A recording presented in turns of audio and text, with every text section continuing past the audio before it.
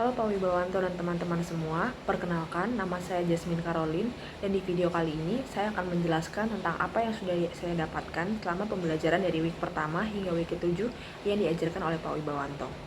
Pada pertemuan pertama, dua kata yang menjadi kata kunci dalam pembahasan yang diajarkan oleh Pak Wibawanto adalah ekonomi dan juga politik. Pada minggu pertama, Pak Wibawanto menjelaskan kepada kami tentang bagaimana adanya kesinambungan antara ekonomi dan juga politik. Ekonomi dan politik merupakan dua hal yang harus berjalan beriringan agar keduanya bisa menyatu dan memiliki perjalanan yang baik. Ekonomi tidak bisa berjalan tanpa adanya politik, begitupun juga politik yang tidak bisa berjalan tanpa adanya support atau dukungan dari ekonomi. Sehingga pada akhirnya, ekonomi dan politik dalam suatu negara merupakan sebuah hal yang tidak bisa berjalan sendiri-sendiri. Apalagi dalam sebuah kawasan negara seperti Amerika Serikat, yaitu negara maju, yang perkembangan negaranya bisa dikatakan berkembang dengan sangat pesat. Perkembangan pesat ini juga didasari oleh ekonomi dan juga politik. Maka dari itu, agar ekonomi dan juga politik ini bisa berjalan secara bersamaan, pemerintah yang memerintah dalam negara itu juga harus bisa mengeluarkan kebijakan-kebijakan yang disahkan oleh pemerintah, sehingga bisa menjadi hal yang sangat mempengaruhi kemajuan dan juga ekonomi dan juga politik, dan bagaimana rakyat bisa menerima kebijakan-kebijakan agar ekonomi dan juga politik bisa berjalan dengan baik dalam suatu kawasan tersebut. Masih membahas antara ekonomi dan juga politik, dalam week kedua kami membahas perdebatan yang terjadi antara kaum ekonom merkantilisme dan juga kaum ekonom liberal. Hal ini merupakan sebuah topik utama yang digarisbawahi dalam penulisan buku yang kami baca di week kedua. Buku ini juga membahas tentang bagaimana kaum ekonom merkantilisme memiliki pandangan bahwa negara harus bisa langsung turun tangan dan terlibat langsung dalam perkembangan pasar serta perdagangan negara. Sehingga pada akhirnya, negara bisa lebih meningkatkan kemajuan negaranya melalui perkembangan ekonomi yang terjadi. Di sisi lain, menurut kaum ekonom liberal, negara tidak perlu turun tangan secara langsung dalam urusan pasar maupun perdagangan lainnya. Karena menurut mereka, setiap keuntungan yang didapatkan oleh pasar merupakan sebuah keuntungan milik seorang individu dan bukan milik negara. Pertentangan serta perdebatan yang terjadi antara kedua kaum ekonom merkantilisme dan juga ekonom liberal merupakan sebuah masalah awal yang bisa menghalangi jalannya perdagangan internasional di masa sekarang. Di masa sekarang, perdagangan internasional yang terjadi lebih mengutamakan tentang keuntungan, apa yang sekiranya dapat menguntungkan negara dan mencapai tujuan yang diinginkan oleh negara tersebut. Namun, karena pertentangan dan perdebatan yang terjadi antara kaum merkantilisme dan juga kaum liberal, perdagangan internasional tidak memiliki sebuah arah tujuan yang jelas. Karena mereka tidak memiliki arah tujuan yang jelas, pemerintah harus bisa mengeluarkan kebijakan yang mengatur perdagangan internasional agar menjadi penengah bagi kaum liberal dan juga kaum merkantilisme yang bisa mencapai apa yang sebenarnya menjadi keinginan mereka masing-masing. Pada week selanjutnya, kami mempelajari secara detail bagaimana sejarah Amerika sehingga Amerika bisa menjadi negara maju seperti sekarang. Pada umumnya, bangsa negara Amerika merupakan penduduk asli Meksiko di mana mereka merupakan penduduk asli Amerika. Namun, mereka dijajah oleh bangsa Eropa yang ingin memperkuat pengaruhnya dalam negara tersebut.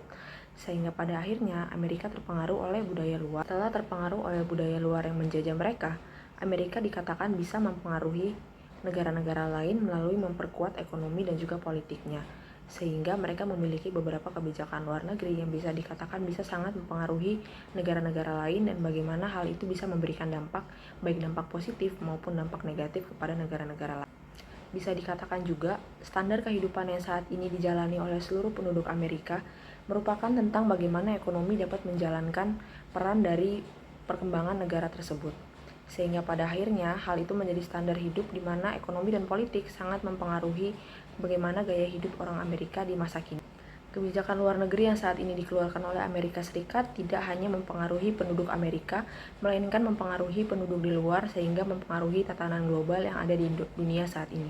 Di week selanjutnya, Pak Wibawanto juga mengajarkan kami tentang bagaimana sistem hukum, ekonomi, dan juga politik itu diterapkan dalam beberapa negara yang berbeda. Setiap negara tentu saja memiliki hukum, ekonomi, dan juga politik yang berbeda. Tidak mungkin di setiap negara itu memiliki sistem hukum politik dan hukum yang sama. Walaupun terkadang ada beberapa hukum yang bisa mengatur perdagangan dan juga perjanjian internasional yang terjadi antar satu negara dan juga negara lainnya. Sistem ekonomi yang dianut oleh setiap negara dibagi menjadi 3 bagian: ekonomi pasar, ekonomi pemerintah, dan juga ekonomi campuran. Ekonomi pasar merupakan sebuah perdagangan yang hanya diatur oleh para pengusaha yang bergelut dalam bidang tersebut. Sedangkan ekonomi pemerintah, pemerintah ikut campur dan turun tangan langsung ke dalam perekonomian pasar yang dijalankan oleh sebuah pengusaha. Sedangkan ekonomi campuran merupakan pelurusan yang dilakukan oleh pasar dan juga pemerintah. Di sisi lain, hukum yang ditegakkan merupakan hukum sebagaimananya yang dianut oleh setiap negara tersebut. Sehingga hukum yang dianut oleh setiap negara merupakan hukum yang berbeda-beda. Kami juga membahas tentang bagaimana sistem presidensial yang dianut oleh Amerika Serikat. Walaupun Amerika Serikat bisa dikatakan negara yang sangat berpengaruh dan juga memiliki kekuatan besar dan bisa mempengaruhi negara-negara tetangga, Presiden Amerika Serikat tidak bisa semena-mena mengeluarkan kebijakan yang bisa mempengaruhi negara lain. Hal ini tentu saja harus dipengaruhi oleh beberapa organisasi dan juga institusi yang ada di dalam negara mereka sendiri. Pada minggu sinkronus yang kelima, ada beberapa hal topik yang kita bahas, yaitu tentang integrasi regional ekonomi, NAFTA, dan juga Mercosur. Ketiga hal yang barusan saya jelaskan merupakan topik besar yang dibahas di minggu sinkronus yang kelima oleh Pak Wibowanto. Yang pertama adalah tentang integrasi ekonomi kawasan. Integrasi ekonomi kawasan merupakan sebuah perjanjian ekonomi atau perdagangan yang diciptakan oleh beberapa negara yang berada di kawasan yang sama. Dan untuk menyukseskan keberhasilan integrasi ekonomi ini juga diperlukan waktu yang sangat panjang. Hal ini dikarenakan tidak semua negara yang tergabung dalam integrasi ekonomi yang sudah dijelaskan memiliki peraturan dan juga kebijakan yang sama. Meskipun berada di kawasan yang sama, tidak menutup kemungkinan semua peraturan dan kebijakan negara tersebut sama. Dalam bacaan yang sudah saya baca sebelumnya juga, saya sempat menyinggung tentang bagaimana integrasi regional ini diterapkan di Amerika Latin. Bacaan ini juga menceritakan tentang terbentuknya institusi multilateral secara spesifik. Ada beberapa prosedur secara spesifik yang membentuk institusi multilateral ini. Yang pertama adalah bagaimana sekelompok negara ikut serta dalam pembentukan institusi multilateral ini harus menyetujui sebuah objek politik atau tujuan yang jelas yang hendak digapai oleh negara yang bekerja sama dalam dan tergabung dalam kerjasama ini. Kedua, untuk menyatukan negara-negara yang memiliki konsep berbeda, setiap negara juga harus memiliki sebuah metode. Dan yang terakhir, setiap negara yang tergabung harus bisa melaksanakan integrasi tanpa melihat hal itu memiliki keuntungan atau tidak terhadap negaranya.